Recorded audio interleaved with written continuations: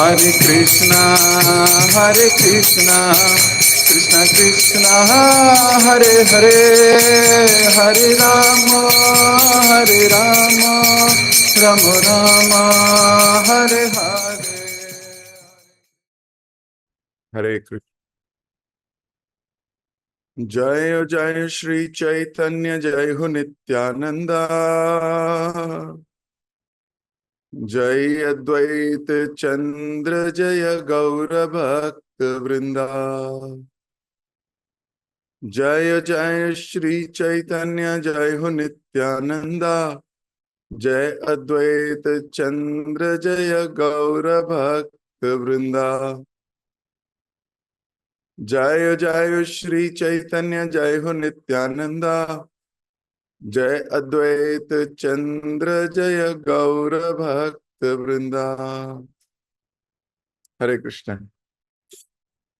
आप सभी भक्तों का एक बार फिर से बहुत बहुत हार्दिक स्वागत और आप सभी को मेरा प्रणाम। चैतन्य भागवत मध्य लीला और बहुत ही सुंदर एपिसोड, बहुत ही सुंदर इवेंट। महाप्रभु सबको नाटक में भाग लेने के लिए कह रहे हैं और हर भक्त आके कुछ ना कुछ प्रस्तुत कर रहा है।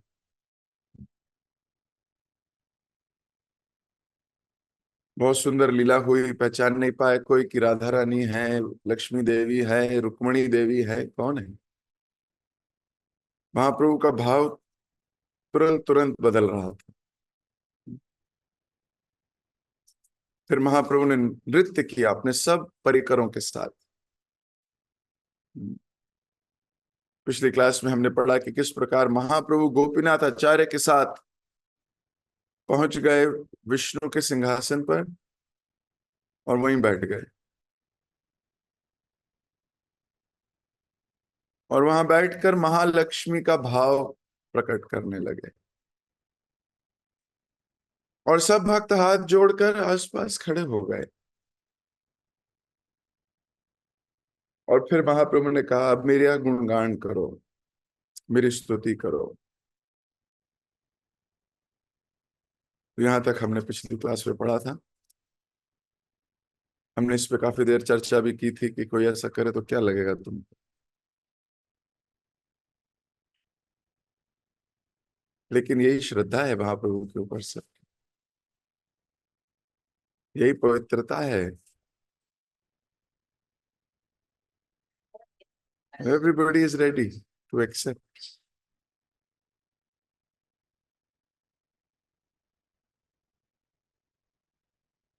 हम अब यहां से आगे बढ़ते हैं।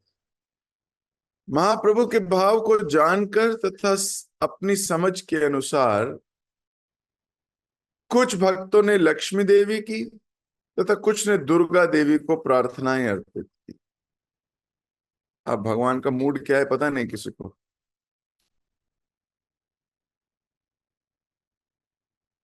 तो कुछ लक्ष्मी देवी को प्रार्थना करने लगे कि वो लक्ष्मी देवी हैं भगवान, कुछ दुर्गा देवी को प्रार्थना करने लगे। वस्तुतः भगवान की शक्ति एक है, परंतु हम अपनी कृष्ण भावना के विकास के स्तर के अनुसार उनका भिन्न भिन्न साक्षात्कार करते हैं। तो महाप्रभु की शक्ति तो एक ही है, लेकिन हमारी क्योंकि चेतना इतनी विकसित नहीं होती, तो हम जितनी चेतना विकसित है उतना ही देखते हैं। जिसकी जितनी चेतना वो उतना ही देख सकता है, सच्ची बात है।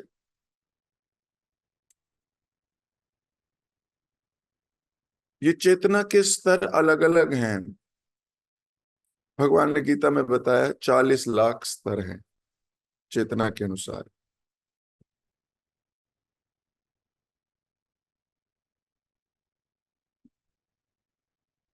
नहीं, 4 लाख, सॉरी, 4 लाख। तो इतनी चेतनाएं, इतनी कॉन्शियसनेस में वेरिएशन। क्योंकि जब भगवान बोलते हैं कि मनुष्य 4 लाख तरीके के हैं, जब भगवान ब्यौरा दे रहे हैं समस्त योनियों का कि 9 लाख ये स्पीशीज यहाँ हैं, 40 लाख स्पीशीज वहां हैं, 20 लाख स्पीशीज यहाँ हैं, तो बोलते हैं ह्यूमन बींग्स की 4 लाख स्पीशीज है। तो हमारी मॉडर्न साइंस बोलती है नहीं, एक ही स्पीशीज है, होमोसेपियंस नाम है इसका, एक ही स्पीशीज के हैं सारे के सारे, पर भगवान बोलते हैं 4 लाख है। तो क्या गीता गलत बोल रही है? नहीं, वो 4 लाख चेतना के स्तर के मनुष्य हैं। किसी की चेतना गिरी हुई है, किसी की चेतना उठी हुई है, अलग अलग चेतनाएं हैं। और फिर चेतनाएं भी एक जैसी नहीं रहती। कभी किसी की चेतना अच्छी है, वो गिर भी जाती है, कभी किसी की गिरी हुई है तो उठ भी जाती है। इसलिए श्रील प्रभुपाद जी ने कहा चेतना के स्तर को बढ़ाना ये आपका अपना काम है। चेतना का स्तर बढ़ता किससे है? ज्ञान से। चेतना का स्तर बढ़ता है भक्तों से। चेतना का स्तर बढ़ता है जब अपने पर प्रयास किया जाए। जैसे जैसे किसी वस्तु के विषय में बोध होता रहता है, उसके प्रति चेतना विकसित होती रहती है। जैसे एक 5 साल के बच्चे को कहा जाए कि अपनी माँ के ऊपर ऐसे लिखो, तो वो 5-6 लाइनें लिखता है। मेरी माँ का नाम ये है, मेरी माँ बहुत अच्छी है, मेरी माँ खाना बनाती है, मेरी माँ मुझे स्कूल भेजती है, इत्यादि इत्यादि। और वहीं अगर 20 साल के बच्चे को बोला जाए माँ के ऊपर ऐसे लिखो, तो वो 2000 वर्ड भी लिख सकता है, 10,000 वर्ड भी लिख सकता है। ऐसा क्या हुआ? ऐसा हुआ चेतना बढ़ी, उसके विषय में ज्यादा बोध हुआ, और उस बोध के अनुसार वो व्यक्ति एक्सप्रेस करने लगता है, चेतना बढ़ रही है। तो चेतना का स्तर बढ़ाया जा सकता है। इसलिए कई बार हमारे आचार्यों ने लिखा है ये, अपने चेतना को ऊपर ले जाओ, नीचे मत आने दो। ऐसे कारण ढूंढो जिससे चेतना बढ़े, ऐसे कारण मत ढूंढो जिससे चेतना घटे। क्योंकि संसार में तो दोनों तरीके के कारण मिलेंगे आपको, चेतना बढ़ाने वाला भी और चेतना घटाने वाला भी।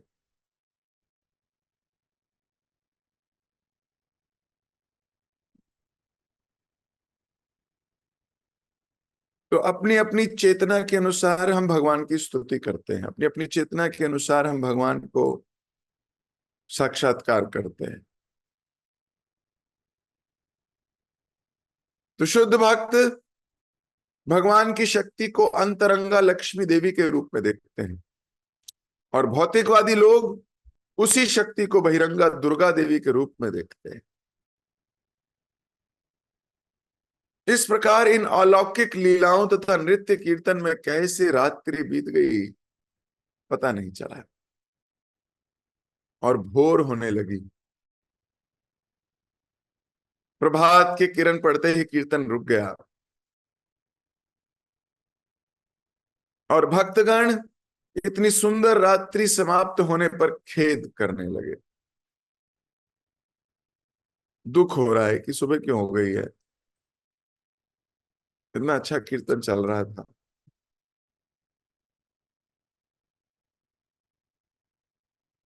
सोचिए, ये स्तर है कॉन्शियसनेस का। कई बार हम सोचते हैं इतनी लंबा हो गया, अब कब बंद होगा, घर जाना है, कब बंद करेंगे ये कीर्तन, कब बंद करेंगे कथा। तो हमारी चेतना कितनी दूषित है अभी। और वहां वो कह रहे हैं सुबह हो गई, खेद हो रहा है, खेद। कीर्तन बंद तो खेद होने लगा। दुखी भक्तों के प्रति मातृत्व स्नेह का अनुभव करते हुए महाप्रभु ने एक एक करके बुलाने लगे। जिस प्रकार मां अपने शिशु को स्तनपान कराती है, अपनी अद्भुत शक्ति के प्रभाव से महाप्रभु अपने भक्तों को दूध पिलाने लगे। अपनी दिव्य शक्ति का अभिनय करते हुए महाप्रभु ने भगवत गीता में कहा, अपने शब्दों को चरितार्थ किया पितामह अहम अस्य जगतो माता धाता पितामह। मैं इस जगत का पिता हूं, माता हूं, आश्रय तथा पितामह हूं। महाप्रभु 7 दिनों तक चंद्रशेखर के घर में रहे। तो नाटक वही करना था, स्टेज वही लगी थी। उनके शरीर से प्रस्फुटित तेज के कारण उन्हें देखने वाले भक्तों की आंखें प्राय चौंधिया जाती थी। इतनी ग्लो था उनके शरीर में कि जो उन्हें देखता था थोड़ा सा उसकी आंखें एकदम आंख से देख नहीं सकते।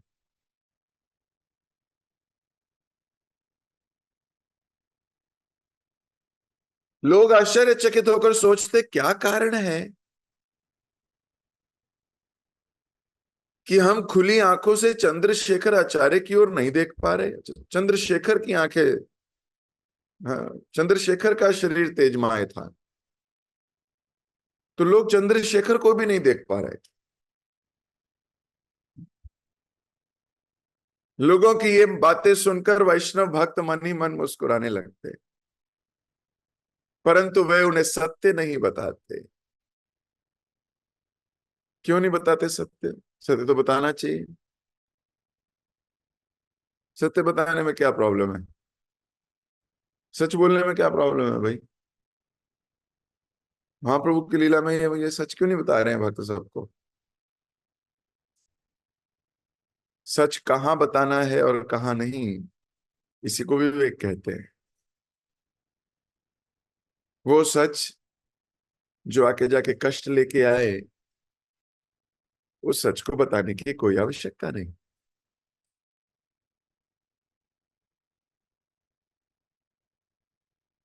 कई बार लोग बोलते हैं सच ही तो कह रहा हूं, सच ही तो बोल रहा हूं। सच है भाई, सच कड़वा होता है? सच ही तो बोल रहा हूं। नहीं, वैष्णव को कोई जान नहीं पाएगा। इसलिए भौतिकवादी लोगों से उनका व्याख्यान करना बताना उनके विषय में, वो इनके प्रति अपराध करेंगे। और अगर उन्होंने वैष्णव के प्रति अपराध किया तो जो छोटी बहुत सुकृति उनके पास है वो भी चली जाएगी।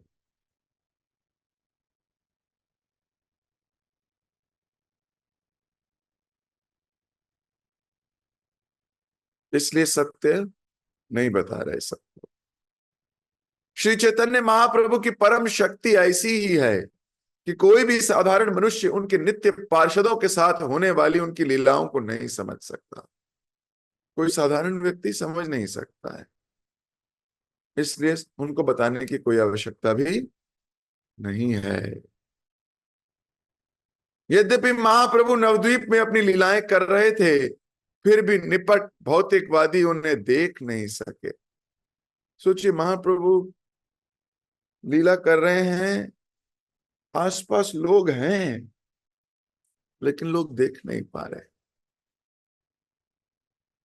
कुछ लोग उन्हें विद्वान मान के उनकी सराहना तो करते हैं, नहीं नहीं इंटेलिजेंट व्यक्ति है, दिग्विजयों को हरा चुका है, बहुत शास्त्रों में निपुण है, बहुत बढ़िया व्यक्ति है, बस इतना ही जानते हैं। कुछ लोग गाली देते हैं, निंदा करते हैं। भगवान के स्वयं प्रकट होने के बाद भी ये हाल है, तो आपकी और मेरी क्या बिसात है?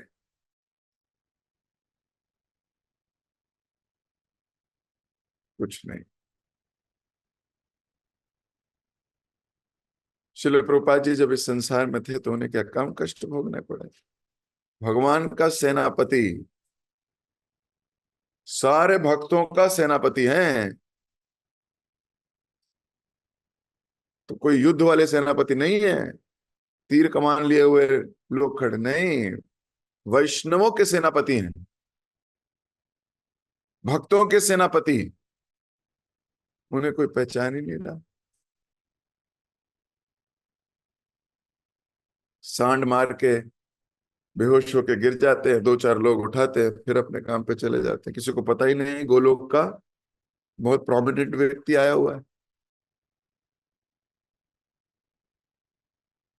तो भौतिकवादी लोग वैष्णवों को पहचान नहीं पाएंगे, भले ही उनके साथ ही हों।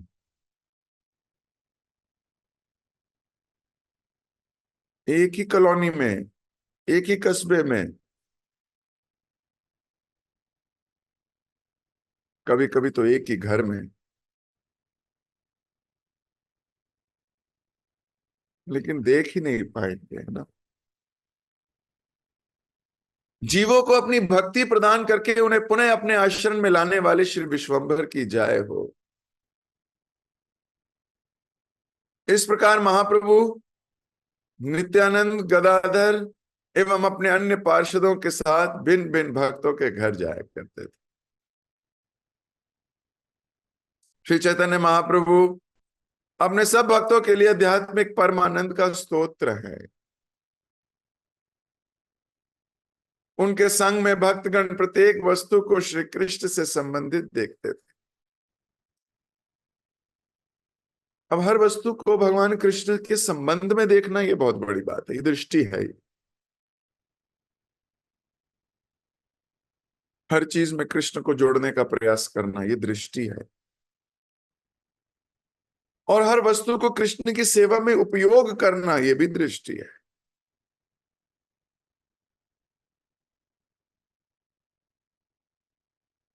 तो असली सन्यासी वो है जो हर वस्तु को भगवान कृष्ण की सेवा में लगा सकता हो।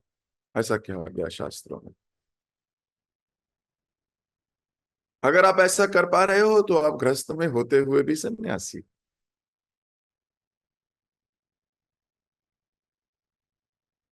गृहस्थ शरीर में सन्यासी मूड।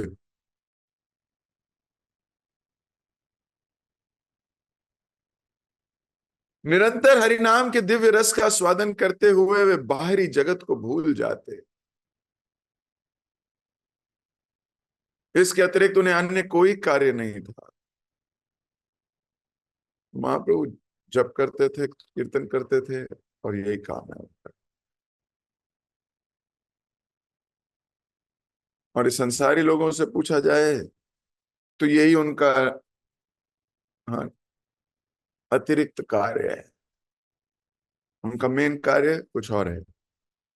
मेन कार्य ऑफिस है, मेन कार्य संसार में भोगना है, मेन कार्य कुछ और है। कभी कभी मैं समय निकाल लेता हूँ जी, कभी कभी मंदिर भी चला जाता हूँ, कभी कभी भगवान को भी देख लेता हूँ, ऐसा नहीं हूँ भक्त हूँ, ऐसे बोलते हैं संसार के लोग।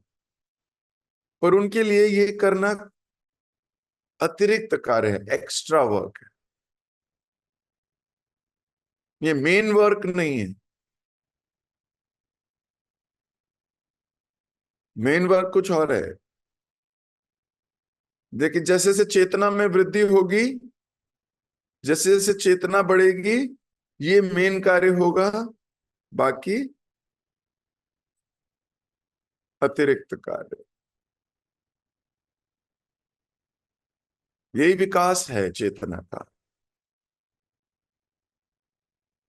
और जिस दिन हमारी चेतना का मेन कार्य कृष्ण कॉन्शियसनेस अगर आप हो गए, उस दिन आप परम आनंद को प्राप्त करोगे, और केवल आप नहीं, आपके आसपास के सब लोग। शुरुआत में ऐसा होता है कि घर वाले, पड़ोसी, अड़ोसी, मित्रगण, रिश्तेदार बोलते हैं क्या कर रहे हो यार तुम। और भक्ति या जो व्यक्ति है वो उनकी ओर, नहीं नहीं ये क्या सोचेंगे, ये क्या करेंगे, नहीं नहीं अच्छा मैं थोड़ा ही करूंगा, मैं थोड़ा ही करूंगा, मैं थोड़ा ही करूंगा, इतना ही करूंगा, मैं इतना ही करूंगा। वो सुन नहीं सकता अपने आसपास वालों के ताने, या इतना जान नहीं है, बल नहीं है, बैठ जाता है। लेकिन अगर वहीं वो आगे निकल जाए, तो वो लोग जो आज कह रहे हैं तो क्या कर रहा है, क्यों कर रहा है, क्या कर रहा है, वही लोग एक दिन दिव्य आनंद को प्राप्त करते हैं। और ये, इसमें कोई एक्सेप्शन नहीं है। हर भक्त की जर्नी ऐसी शुरू होती है, जब कोई भक्ति स्वीकार करता है तो इतनी आसानी से माया उसको अपनी दासत्व छोड़ने नहीं देती, क्योंकि माया के दास हैं हम, है ना। भक्ति में पहले माया के ही दास थे। तो जब माया का दास छोड़ के हम कृष्ण का दास बनने का प्रयास करते हैं, माया चालाकी चलती है। वो आपके जीवन में एजेंट्स भेजेगी ना, रिश्तेदार भेजेगी, संबंधी भेजेगी, या कोई दोस्त भेजेगी। वो बोलेगा यार तू ठीक नहीं कर रहा है, पता है, कहीं जा ही नहीं पाएगा, कहीं जा पाएगा तो क्या खाया करेगा, बता, चल तू बता। अभी तो घूमने जाएगा, वहां कैसे खाएगा, अभी तो वहां जाएगा तो बच्चे क्या करेंगे, बच्चे क्या सीखेंगे, इतनी पाबंदियां तूने बच्चों पे लगा दी है, देख कितनी पाबंदी, कितने कैसे जी रहे हैं तेरे बच्चे, ने सुपड़ गए हैं। ऐसे धीरे धीरे धीरे वो कहता हूँ अच्छा ऐसा, ओ ऐसा ऐसा ऐसा, ओ ऐसा।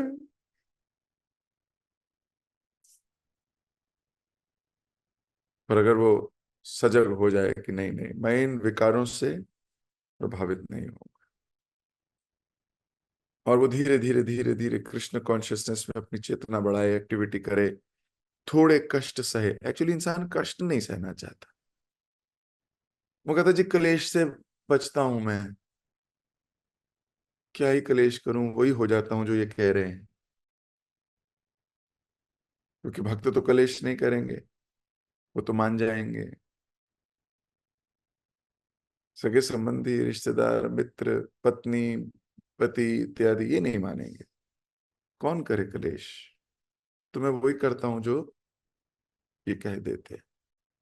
लेकिन वो भूल जाता है कि अगर उसने ऐसा नहीं किया होता, तो धीरे धीरे बड़े बड़े बड़े बड़े बड़े वही पत्नी, वही बच्चे, वही पति, वही माता, वही सास, वही बहू, वही सब, एक दिन they will all fall in line. ये पहला स्पीड ब्रेकर है, पहला टेस्ट है। अपनी चेतना को बढ़ाना है, धीरे धीरे बढ़ाओ और बढ़ाओ। जैसे जैसे बढ़ेगी, स्टार्टिंग में थोड़े कष्ट होंगे, लेकिन थोड़े दिनों के बाद वो कष्ट नहीं रहेंगे। वो भी जान जाएंगे कि सही तो यही है, और फिर उनकी रिस्पेक्ट आपके लिए और बढ़ जाएगी, और बढ़ जाएगी। और ये एक भक्त की नहीं, सब भक्तों की कथा है। ये जंगल तो स्वयं पार करना है, लेकिन हृदय मजबूत रखना है। तो हृदय दुर्बलता के कारण कोई स्पीड ब्रेकर पे जा ही नहीं पाता। वो जाता है, थोड़ा सा देखता है हिंड्रेंस से वहीं वापस आ जाता है, फिर जाता है, देखता है थोड़ा सा परेशानी आ रही है, फिर वापस आ जाता है। वो आगे बढ़ ही नहीं पा रहा, वहीं अटक जाता है, स्टेगनेंसी आ जाती है। ऐसा नहीं होने देना है, बढ़ना है धीरे धीरे, बुद्धिमानी से आगे डिस्कशन करिए अपने भक्तों से, वो बताएंगे आपको और चीजें कैसे करना चाहिए, कैसे करना, उनसे बल लीजिए। तो तब क्या होगा, परम आनंद प्राप्त होगा सबको। महाप्रभु ने पहले ही श्लोक में कह दिया, आनंदम बुद्धिवर्धनम प्रतिपदम पूर्णामृत स्वादनम, पूर्ण अमृत स्वादनम। और यह आनंद बढ़ने वाला है, provided you remain consistent, provided you remain determined, provided you are ready to fight challenges. You are not durbal. You are ready to face the challenge. Krishna will give you energy. Don't worry. घबराओ नहीं।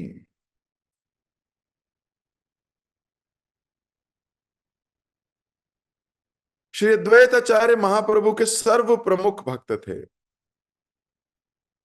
केवल कुछ भक्त उनकी उच्च दिव्य स्थिति एवं महाप्रभु से निकटता से परिचित थे। अपने दिव्य भाव को त्याग कर बाहरी चेतना में आने पर महाप्रभु तुरंत भक्तों की सेवा करने लगते, विशेष रूप से अद्वैताचार्य की। परंतु महाप्रभु से सेवा लेकर अद्वैताचार्य का हृदय विदीर्ण हो जाता। उनका वह असंतोष एक जागृत ज्वालामुखी के समान उनके मन में निरंतर भड़कता रहता। महाप्रभु मेरी सेवा क्यों करेंगे, ये उनके हृदय में हमेशा अग्नि जलती रहती कि ऐसा नहीं होगा, ऐसा नहीं, मैं क्यों कर रहा हूं, महाप्रभु आते थे, फिर प्रसाद परोस जाते थे। महाप्रभु बोलते थे इन्हें आसन दो, जल्दी जल्दी आसन दो। तो ये सेवा ही कर रहे हैं, एक तरीके की सेवा है। और इनको लगता था कि मैं इतना छोटा सा व्यक्ति, महाप्रभु मेरे लिए क्यों ऐसा सोचते हैं, ये मेरी सेवा क्यों करते हैं। एक शुद्ध भक्त यही सोचता है कि मैं सेवा करने आया हूं, सेवा लेने नहीं आया हूं, मुझे सेवा करनी है।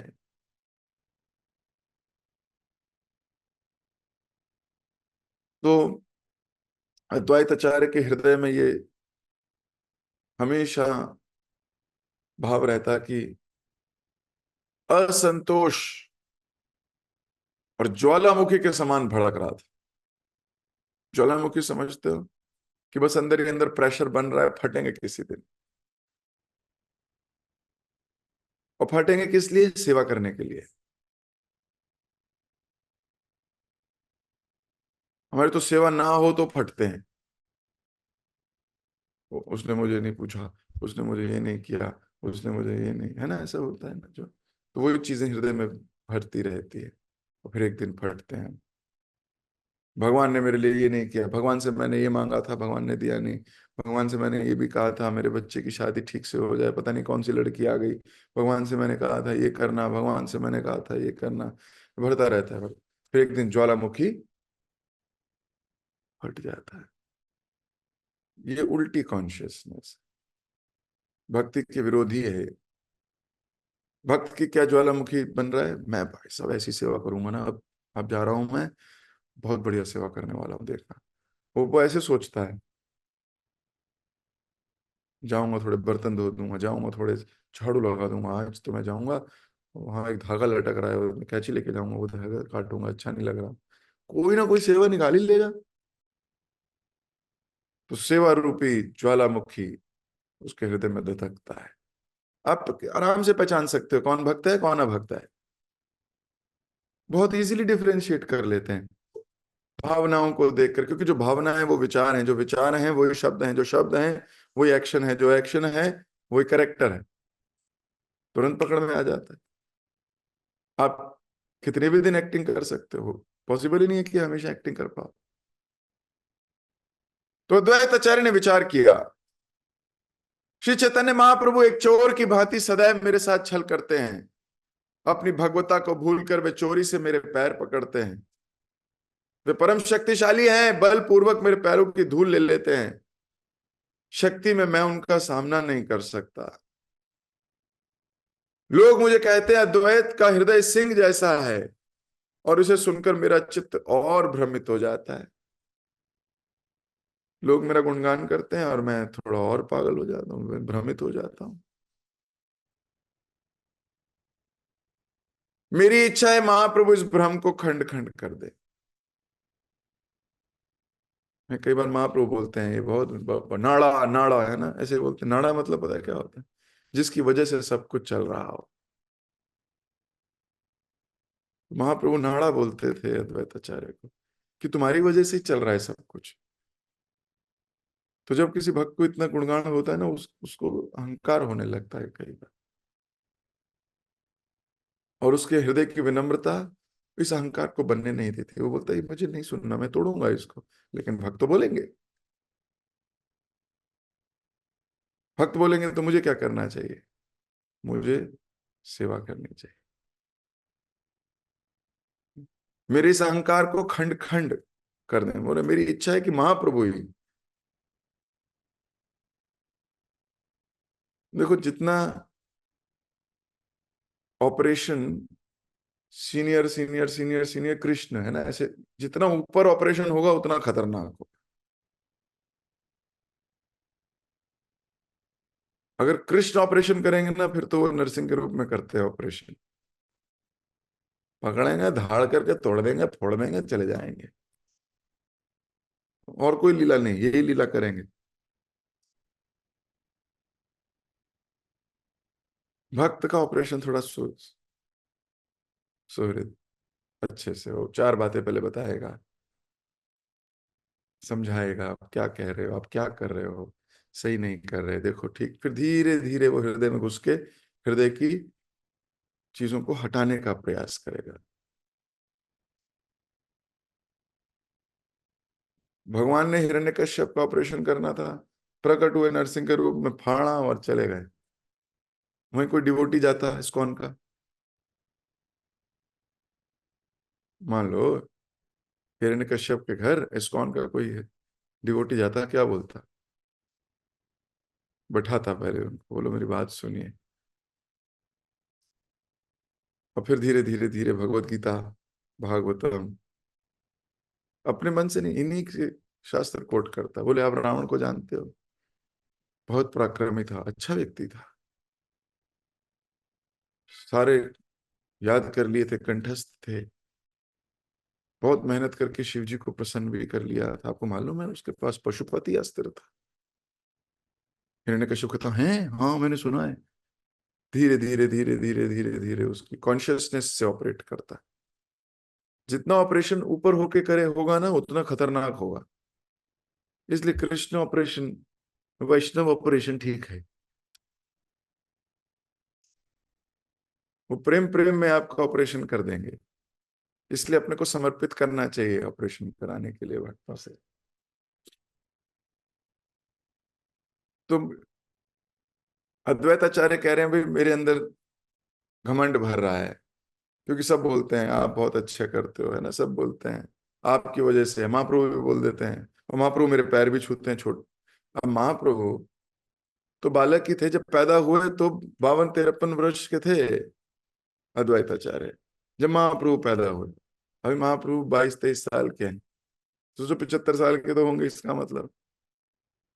अब 70-75 साल का व्यक्ति कह रहा है कि महाप्रभु मेरी तारीफ करते हैं, तो मेरे को थोड़ा घमंड आ जाता है। और महाप्रभु पैर भी छूते हैं जब आएंगे, तो ऐसे बड़े इतने वृद्ध व्यक्ति का तो आदमी झुकता है ना थोड़ा प्यार। अब उनको ये भी अच्छा नहीं लगता कि मेरे पैर क्यों छू रहा है। आपके कोई पैर छुए?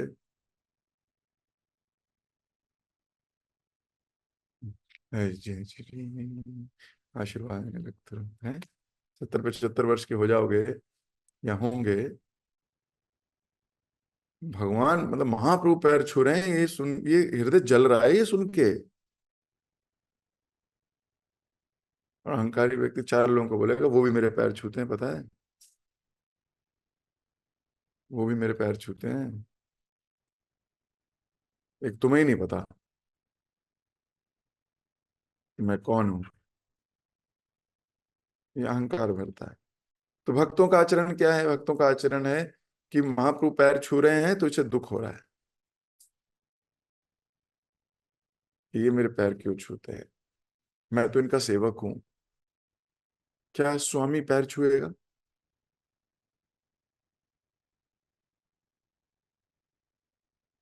तो अब तो पैर क्या छूते, अब तो प्रणाम करते हैं हम, पंचांग प्रणाम, जो कि पैर छूने के बराबर है।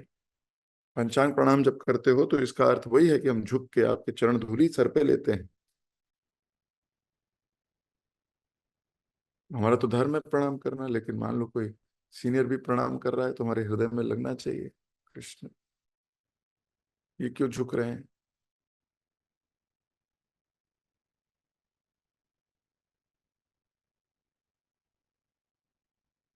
ये ऐसा क्यों कर रहे हैं? हमें क्या लगता है? लगता है घमंड आ गया है, झुका नहीं। आप प्रणाम करो और कोई भक्त आपको प्रणाम नहीं करे तो ऐसा लगने लगता है आप बहुत घमंडी हो गए हैं। ये छोटे छोटे से अपराध हैं जो बहुत भयंकर अवरोध हैं भक्ति में।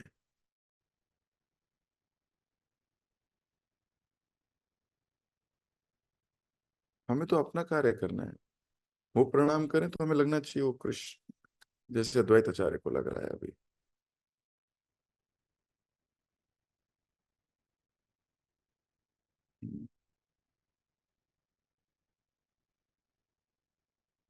पूर्व काल में भृगु मुनि ने सैकड़ों अपराधी वृत्ति के शिष्य जमा किए थे। मैं भी कुछ ऐसा ही करूंगा। तो अपराधी वृत्ति के शिष्य, अपराधी वृत्ति के शिष्य समझते हो? जो केवल अपराध ही करते हैं,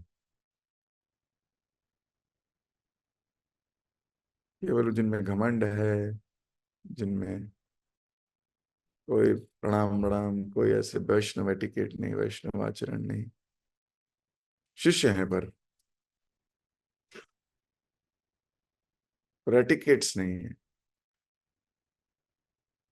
अद्वैत आचार्य सोच रहे इतने सारे शिष्य हैं मेरे, क्योंकि सबसे पुराने वही हैं, क्योंकि मैंने अगर ठीक नहीं किया तो क्या होगा, सारे शिष्य क्या होंगे, गलत आचरण के हो जाए। तो अभी समय हो गया, इसको यहीं विराम देंगे। इसको और डिटेल में चर्चा करेंगे हम अगली क्लास में। अद्वैताचार्य का मूड हमें समझ में आ रहा है कि क्या भाव है, ऊपर से लेके अंदर तक खरा सोना।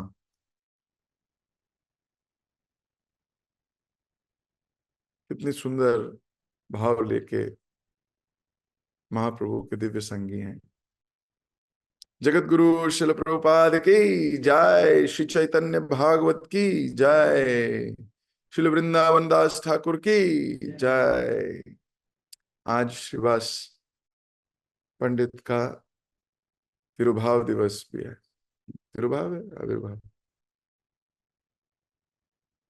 तो आप सबको इस दिवस की बहुत बहुत शुभकामनाएं। आज श्रीवास ठाकुर के विषय में हम शाम को थोड़ी देर चर्चा करेंगे क्लास में। आप लोगों से मुलाकात होगी। जगत गुरु शिल प्रभुपाद की जय। हरे कृष्ण।